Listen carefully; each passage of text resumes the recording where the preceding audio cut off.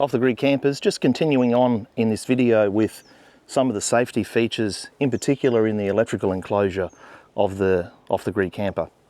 So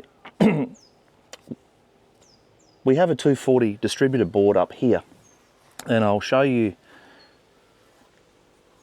a little bit closer. On the left you've got the safety switch, the RCD, which will trip in a 240 electrical fault. All of this is 2-pole, by the way, and then it breaks down into smaller circuits.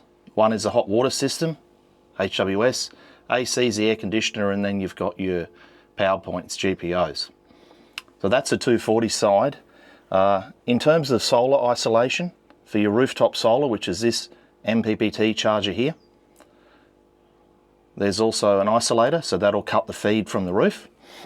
And with the plug-in solar, which we have deployed today, you'll see at the front, we actually have 2 of them on this camper. So we have two 2-pole isolators there for the plug-in solar and 2 plug-in MPPTs. So those systems are all independent. But in terms of safety, the isolator again cuts the feed. Will also trip if there's a incoming fault. We also have the on-off button for our electrical system. And so when you shut the camper down by hitting the on-off button, you'll hear the BMS cut power to the whole system. It doesn't always mean though that the system is dead. I'll just hand you back. It doesn't mean the system's dead because in a lot of the systems we've seen, if you take the camper then outside and you've got solar coming in, even though you've turned the main isolator off, it can still send charge through into the DC bus. Similarly, if you turn your vehicle on, it'll send charge into the DC charger and then into the DC bus. So even though your system should be shut down, it's not. Similarly with the inverter, because that's another charging source, the inverter charger, if you're plugged into the grid and you've got the system shut down, this can turn on and give you 240 power and put power into the DC bus, even though the system should be off. Now that's a safety issue.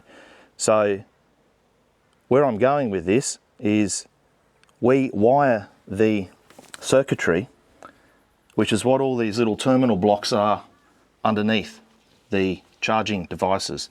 There's wiring coming out of the inverter charger, there's wiring coming out of the BMS, coming out of the solar chargers and DC charger, and that wiring is not for power. That is the ATC, allowed to charge connector. So that wires from the BMS back into those devices and tells those devices that when the power's off, shut down.